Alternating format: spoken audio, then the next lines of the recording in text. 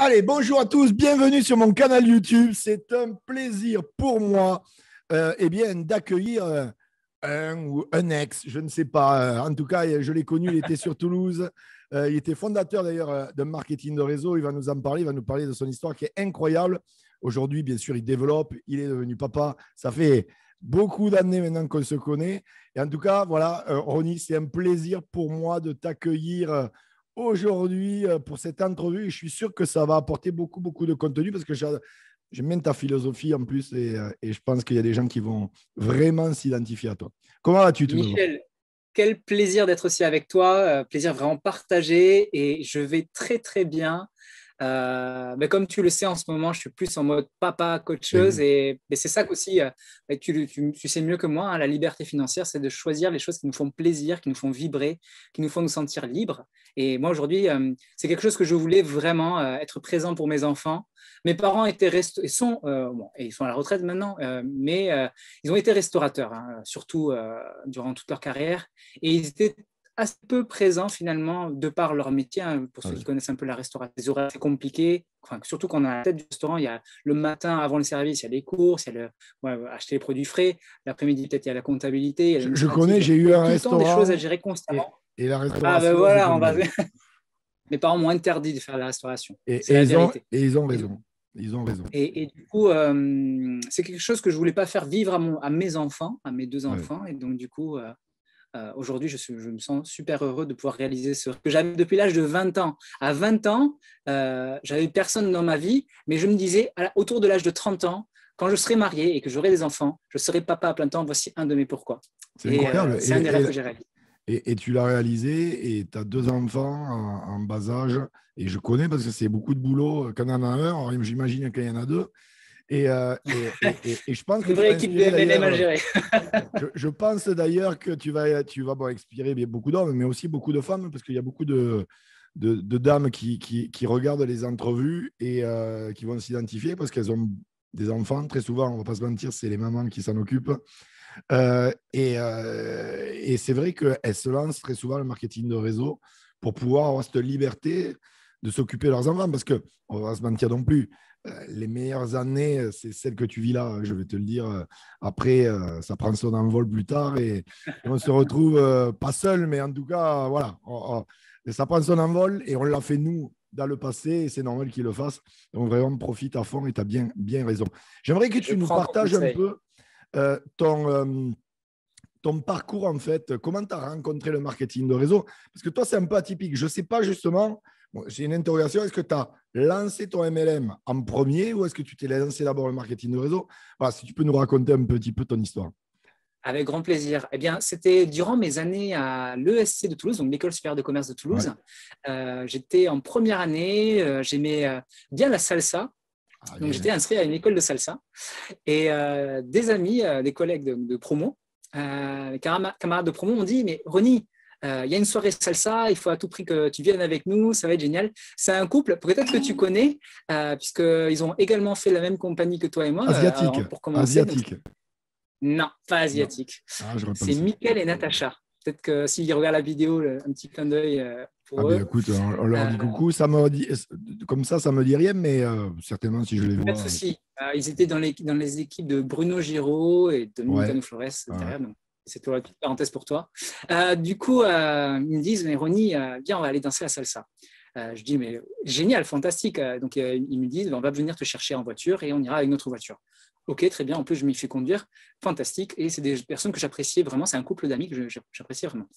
On se rend à l'orangerie à la Beige, si tu Ah t'en oui, c'était souviens. à la fameuse époque. Et du coup, et moi je leur dis, mais il y a plein de chaises et tout, est-ce que c'est normal? Et elle me dit, oui, t'inquiète pas, c'est hyper intéressant, c'est une conférence, et juste après on ira à la salsa. Je fais, ok, d'accord.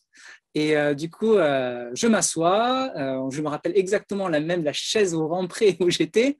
Cette soirée m'a marqué à vie. Pourquoi? Parce qu'en fait, quand j'ai découvert la vidéo et après la présentation, il y a quelque chose que moi qui m'a énormément parlé, c'est la possibilité d'avancer en réseau, d'aider une équipe, de transmettre quelque chose de simple, faire une petite poignée de clients et ensuite transférer ce savoir-faire et dupliquer et toucher ainsi des royalties, un revenu passif, un revenu résiduel, mois après mois, année après année. Et ça m'a fait un choc dans ma tête parce que je me suis dit, en fait, il n'y a pas que le modèle salarié qui m'attend. Parce que moi, à l'époque, j'étais formaté dans ma tête, j'étais prêt. Je vais faire licence, master, doctorat. Bien sûr. J'allais faire les diplômes, la course aux diplômes et après travailler grâce à mes diplômes et montrer mes diplômes aux employeurs. Et voilà, quoi. J'avais ce modèle-là en tête. Et en fait, je me suis dit, non, il y a un autre monde possible qui s'ouvre à moi. Donc ça, c'est comment j'ai découvert le marketing relationnel. Si vous écoutez cette vidéo, surtout ne faites pas comme ça l'invitation parce que la plupart des gens ne vont pas apprécier d'être invités de cette façon-là. Si on vous dit salsa, c'est salsa. Et si on vous dit présentation d'affaires, à ce moment-là, présentation d'affaires. Ne dites pas salsa et derrière présentation d'affaires. Moi, je l'ai bien pris parce que je suis hyper ouvert d'esprit. Je suis fils d'une famille d'entrepreneurs. Voilà. Bref, ça a marché pour le coup. Et effectivement, ça peut marcher. Oui, quand le lien de confiance, je pense, est assez élevé, ça fonctionne bien.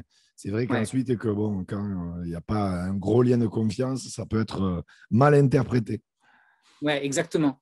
Donc moi, en tout cas, c'est comme ça que personnellement, je conseille mes équipes, mes organisations et les gens que je coach. Sincèrement, c'est dire le plus possible la vérité. Ou bien rétrécir les phrases, quoi. Ne faites pas une présentation avant quand vous invitez, ne mélangez pas les termes, quoi. Exactement. Très souvent. J'en parle parce que la plupart des débutants font cette erreur et je voulais partager ce petit clin d'œil. Tu as raison, c'est un bon point parce que et très souvent on leur dit et ils n'entendent pas, mais ils se grillent leur marché chaud et après ils se rabattent sur le marché froid, mais le marché froid c'est beaucoup plus dur, donc il faut faire attention. Donc ensuite, comment j'ai évolué? Donc, dans cette première entreprise, j'ai développé une petite équipe de 30 personnes, un peu plus, 30-35 personnes. Et ensuite, je suis parti, j'ai fini parmi les majors de promo. Et quand on est parmi les majors de promo, à l'ESC, on a le choix parmi les premières personnes pour partir à l'étranger. Il y avait une place pour la Floride et j'en rêvais. Et du coup, je suis parti en Floride. Et donc, durant la Floride, j'ai étudié à fond. Je me suis concentré dans les études parce que je voulais quand même de bons résultats. Et du coup, mon équipe, je pensais qu'elle allait se démerder sans moi, quoi. Et malheureusement, même s'il y avait des gens qui avaient 35 ans, 40 ans dans mes équipes, alors que moi, j'avais à peine 20 ans, 21 ans, mais en fait, quand vous êtes le moteur, vous devez rester tant qu'il n'y a pas d'autres moteurs dans votre équipe. Exactement. C'est malheureusement comme ça, ou heureusement, ou je ne sais pas, mais c'est comme ça. Oui, parce que tu dis une chose qui est intéressante. Tu vois, tu avais des gars de 30-35 ans, et concrètement, l'âge n'a rien à voir. En fait, ce n'est pas un facteur qui fait que… C'est une histoire de leadership et d'engagement. Et c'était toi leur mentor, c'était toi leur guide, c'était toi leur leader, tout simplement. J'étais déterminé. Moi, ma vision était claire. Mon niveau de croyance était maximal. Je savais qu'on ne pouvait que gagner, en fait. Dans ma tête, c'était comme ça. Et je me suis dit, mais attends, j'ai fait, en termes de clients, j'ai fait 15 clients en 2 semaines. Pour moi, c'était évident que toute mon équipe allait faire au moins 10 clients en 2 semaines, quoi. Et en fait, pas du tout. Donc ça, c'était la première leçon que j'ai tirée de cette première expérience. C'était que tant que tu es le seul moteur, reste très proche et très actif auprès de tes équipes. Donc, ça a été la première étape. Deuxième étape, c'est un ami que j'avais croisé dans cette première compagnie qui me parle de cigarettes électroniques. Je suis non-fumeur, mais par contre, qu'est-ce que je déteste la clope. Et du coup, il y avait quelques amis que j'aime du fond du cœur qui fumaient. Et je me voyais en cette opportunité la possibilité de sauver la santé de mes meilleurs potes. Et c'est pour ça que j'ai vraiment démarré sincèrement au tout départ. Et c'est après que j'ai vu le développement. Et plus tard, je me suis dit, mais maintenant que j'ai réussi à faire arrêter mes potes, en tout cas les faire passer sur la cigarette électronique. Et derrière, je me suis dit, mais je vais aider beaucoup plus de personnes. Et je vais développer ce marketing relationnel. C'était français, le siège était à Montpellier. Et en fait, les fondateurs, pour moi, ils allaient beaucoup trop lentement, quoi. Limite, je faisais la veille, leur travail, je le faisais à leur place. Je faisais la veille concurrentielle, je contactais les usines chinoises, alors que ce n'est pas mon travail, la partie produit. Moi, mon travail, c'était la distribution et créer un réseau, etc. J'ai créé un réseau de 550 personnes. C'était le plus gros réseau de la compagnie, puisque je faisais partie des pionniers.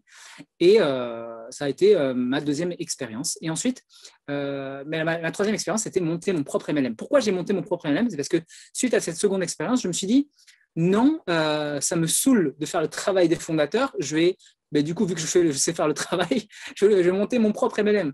Et c'est ce que j'ai fait. J'ai monté mon propre MLM. Il y a très peu de personnes qui m'ont suivi parce qu'ils n'y croyaient pas. Un gamin de 24 ans qui a monté sa boîte, déjà qu'une montée de boîte, c'est dur.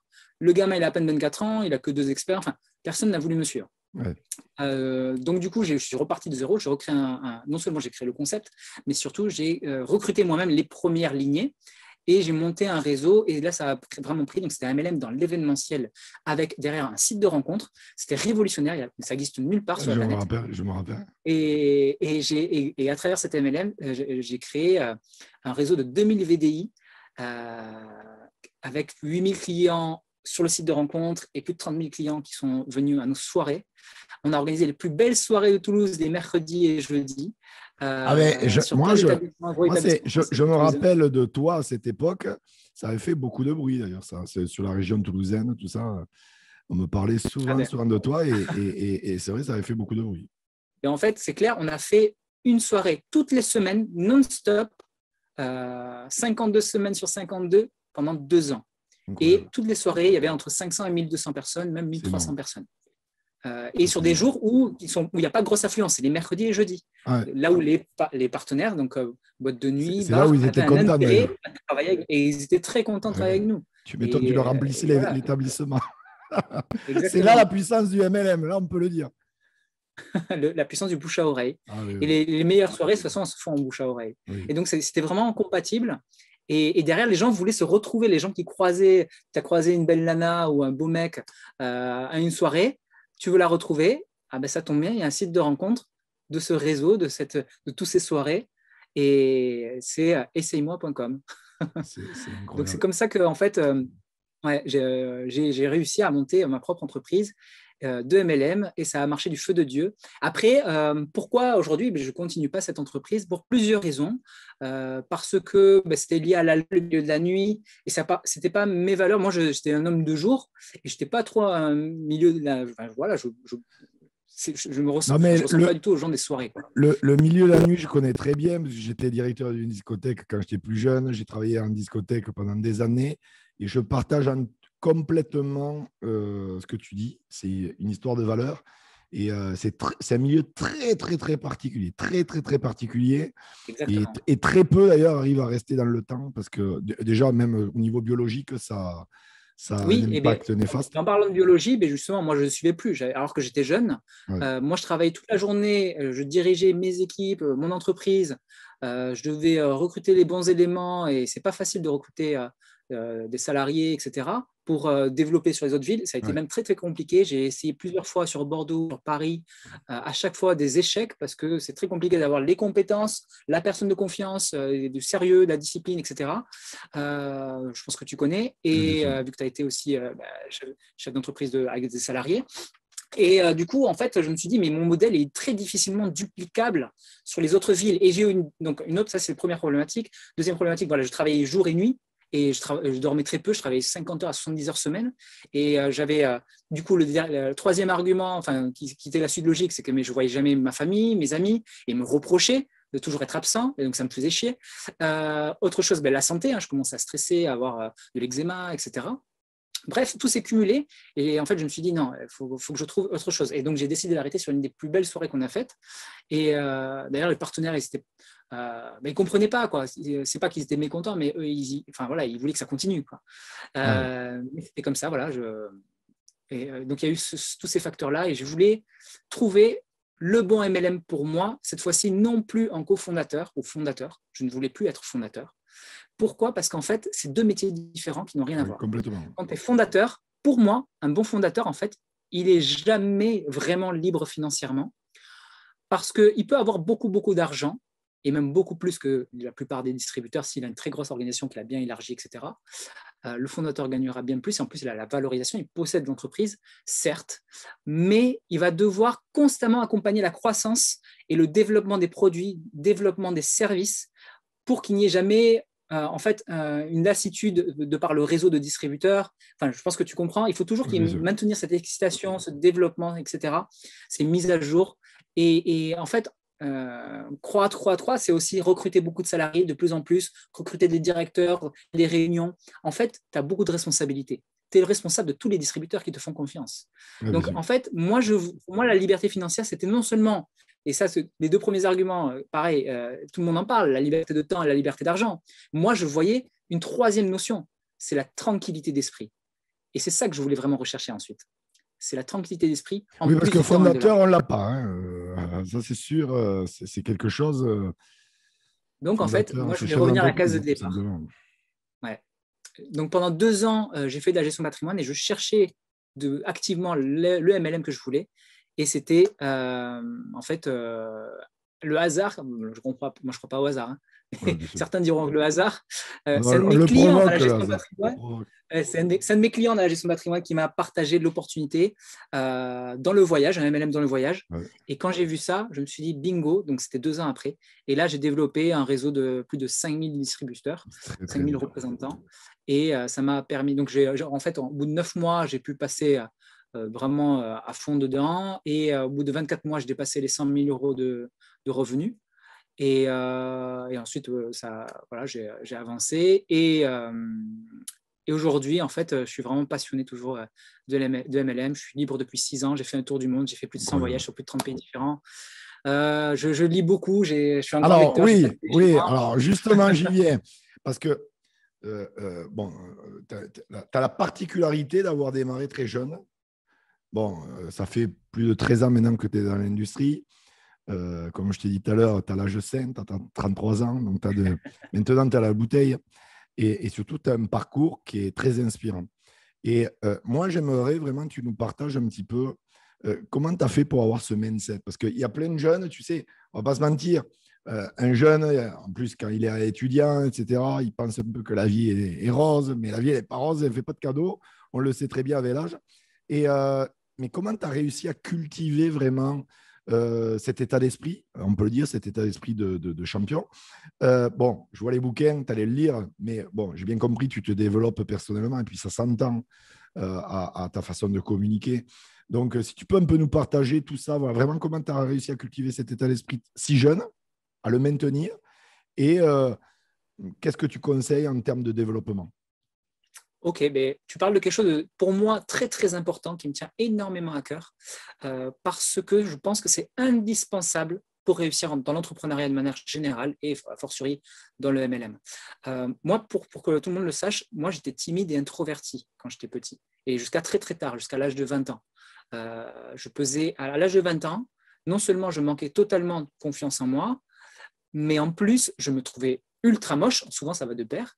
Je pesais 27 kilos de plus, j'étais presque à l'obésité morbide, quoi. J'étais à la limite, et en termes d'IMC.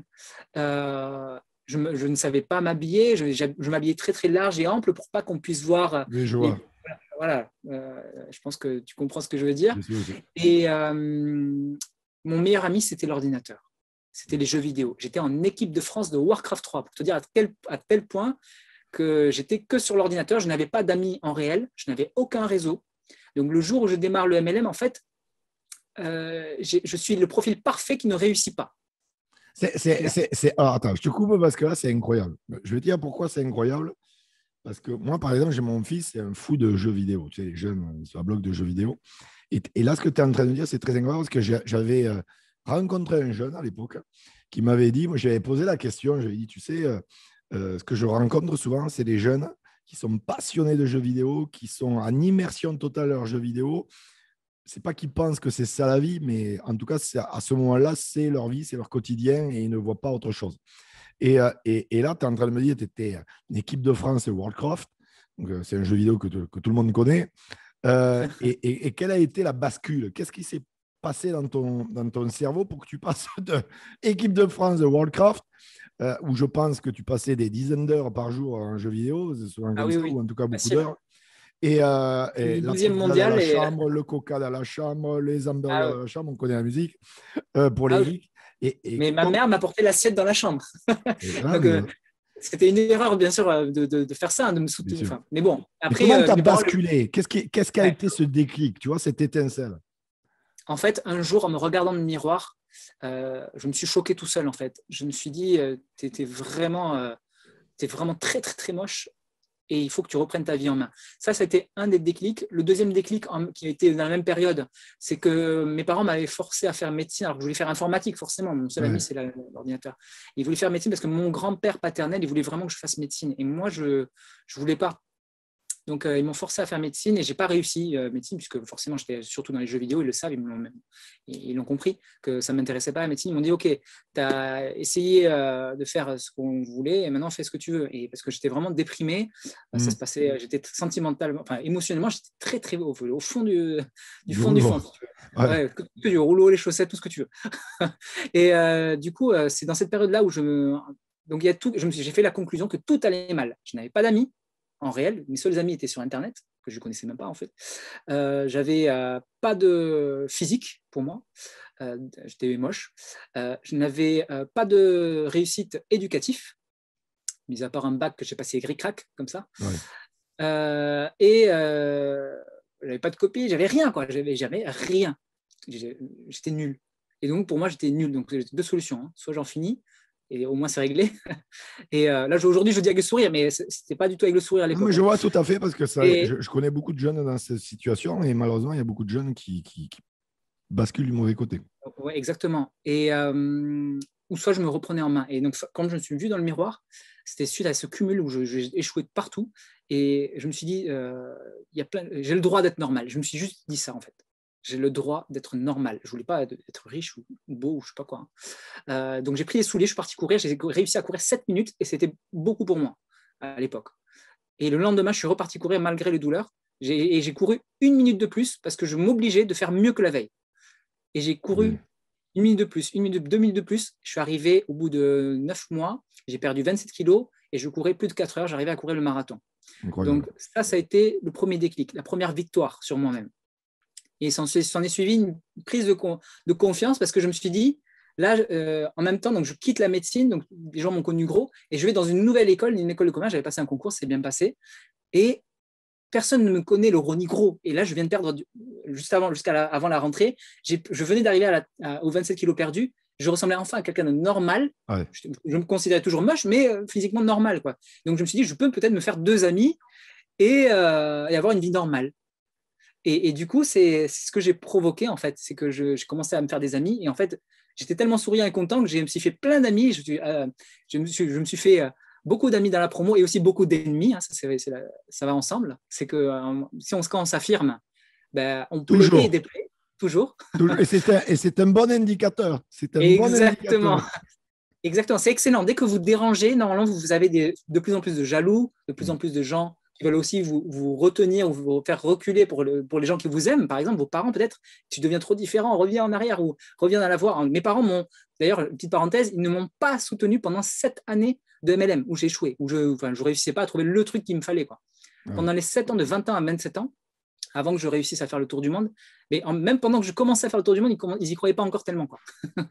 Mais c'est un bon témoignage parce qu'il y a beaucoup de gens qui vivent ça au quotidien et justement, voilà, donc tombent dans l'erreur d'arrêter. C'est ça, malgré le non-soutien de la famille, moi, en fait, j'ai transformé en force, en énergie. Je me suis dit, je vais leur prouver que j'ai raison. Ouais. Et donc, voilà un peu comment, au niveau du mindset, ça a évolué. C'est d'abord une victoire sur mon physique, puis une victoire sur les amitiés. Je me suis fait 2-3 amis, connaissances, amis. Et ensuite, je me suis dit, et j'ai rencontré donc le marketing relationnel. Et je me suis lancé, je me suis dit, ça peut être un bon challenge pour moi. Et c'est grâce au marketing relationnel que tu as connu le développement personnel? Exactement. D'accord. Et pour toi, est-ce qu'il y a un livre vraiment qui t'a impacté? Je vois que tu as lu plein de livres, et ça, je t'en félicite, parce que c'est vraiment ce qu'on donne comme conseil en priorité pour grandir soi-même, avant de faire grandir son équipe, c'est la base. Et je vois, donc, tu as plein de livres, mais est-ce qu'il y a vraiment un bouquin qui a changé ta vie? Parce qu'au final, s'il t'impacte, il change ta vie. Ouais. Alors, c'est une question très, très difficile parce que les bouquins nous impactent au fur et à mesure de notre vie. Ouais, exactement. Et différemment en fonction du moment, en fonction de la situation, en fonction du besoin. Par exemple, moi, au tout début, un des premiers que j'ai lu, c'est Qui a piqué mon fromage. Qui a piqué mon fromage Les 3 petites souris. Ouais. C'est un des livres qui m'a marqué parce que non seulement il était hyper simple à lire, hyper rapide, Et moi, je détestais les livres. J'ai jamais lu un seul livre, mis à part quelques livres obligatoires, et je ne les ai pas tous lus à l'école, au collège Ouais, bien sûr. et au lycée, mais ça me faisait chier de le lire, clairement. Hein. Mais quand j'ai découvert Qui a piqué mon fromage, je l'ai avalé, ce bouquin. Parce qu'en fait, le développement personnel, c'est comme ça nous concerne, nous, on est l'acteur dans le truc, on se voit, on se projette. Quand on lit, on se dit « Ah ouais, mais ça, je ne l'ai pas fait comme ça. » On parle de nous, en fait. Donc, ça nous intéresse vraiment différemment. Donc, ça a été le premier bouquin. Parmi les premiers bouquins, j'ai eu Réfléchissez, devenir riche de Napoléon Hill. Ouais. Donc, ça, c'était mes premiers bouquins. Après, plus tard, j'ai lu d'autres bouquins qui m'ont beaucoup impacté. Bien sûr, bon, il y a eu Les Pères riches, Pères pauvres, L'industrie du XXIe siècle, GoPro de Eric Worre. Mais sinon, il y a des livres que j'ai vraiment beaucoup aimés émotionnellement. Il y a L'Alchimiste de Paulo Coelho, incroyable. Le Fonceur. Il y a le film d'ailleurs qui est en train d'être tourné, là, je crois, où il va sortir. Sérieux, excellent. J'irai le voir direct. J'ai vu, un article par rapport à ça. Donc, ouais, mais parmi mes 2 bouquins préférés, tu vois, donc il y a celui-là, L'Alchimiste, et il y a aussi, et à côté, donc il y a Le Fonceur. Je ne sais pas si tu le connais. Ouais, je connais. J'adore. Il est très très court, très très rapide aussi, et c'est des personnages vraiment. Il faut le lire. Je n'ai pas envie de vous spoiler, mais vous regretterez pas ces 2 achats, quoi. Mais d'ailleurs, je pense que c'est les bouquins où tu dois réfléchir, où tu te mets à la place de la personne, tout ça. C'est ce qui te fait prendre le plus de déclics, qui te fait avoir le plus de déclics. Et alors, avant de terminer cette entrevue, j'aimerais que tu nous partages peut-être 3, ouais, j'aime bien dire ça, 3 conseils droit dans les yeux, vraiment, aux milliers de gens qui vont regarder cette interview. Vraiment 3 conseils qui te tiennent à cœur que peut-être toi, à tes débuts, tu aurais aimé entendre. Parce que tu sais comment c'est, souvent tu découvres les choses bien plus tard. Des fois, c'est bien, des fois, c'est moins bien parce qu'entre-temps, les gens arrêtent. Mais peut-être 3 conseils, il y a des milliers de conseils à donner, mais 3 conseils qui, à tes yeux, en tout cas pour toi, sont les plus importants ou en tout cas qui sont prioritaires. Oui, moi je pense qu'il y a l'authenticité, être vrai, être soi-même, dire les choses, dire ce qu'on pense, partager sa vision, bien évidemment. La vision, c'est vraiment le futur vers lequel on se dirige. Bien évidemment, ça, il faut le partager, mais aussi ce qu'on pense en tout moment avec chaque personne, chaque individu, que ce soit le prospect, les filleuls, ses leaders, dire les choses, communiquer. Donc ça, c'est vraiment le premier conseil, c'est être authentique et être soi-même à 10 000%. Ouais. Le deuxième conseil que je partagerai, c'est être coachable, avoir l'humilité de ranger son ego, en fait, de mettre de côté et se dire que les gens qui sont là devant moi, qui sont plus anciens, qui ont les résultats que je souhaite, ils veulent mon bien, ils veulent ma réussite. Et donc, du coup, écoutez les gens qui veulent vous partager leur parcours, leurs erreurs pour que vous ne les commettiez pas. Entourez-vous de coachs, de mentors comme Michel Destruel. Ils vont vous faire gagner un temps fou, clairement.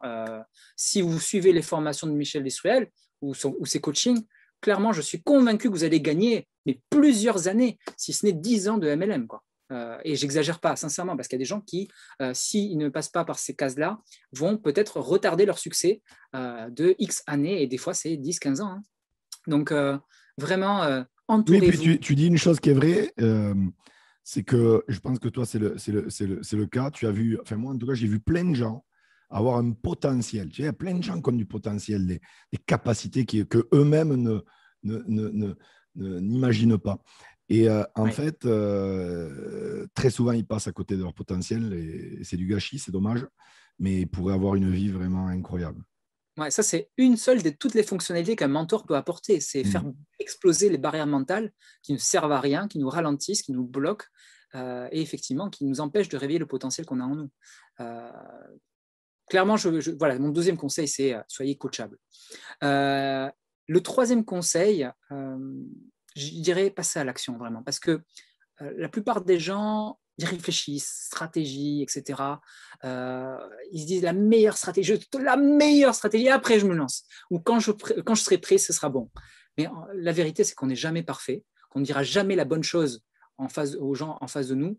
On ne dira jamais les mots parfaits que la bonne personne en face de nous a besoin d'entendre. Par contre, on peut avoir la bonne énergie, clairement. Mais voilà, n'attendez pas d'être parfait pour passer à l'action. Au contraire, l'action vous rend parfait, vous tend vers le parfait. Donc, multipliez les actions, passez à l'action massive, les amis.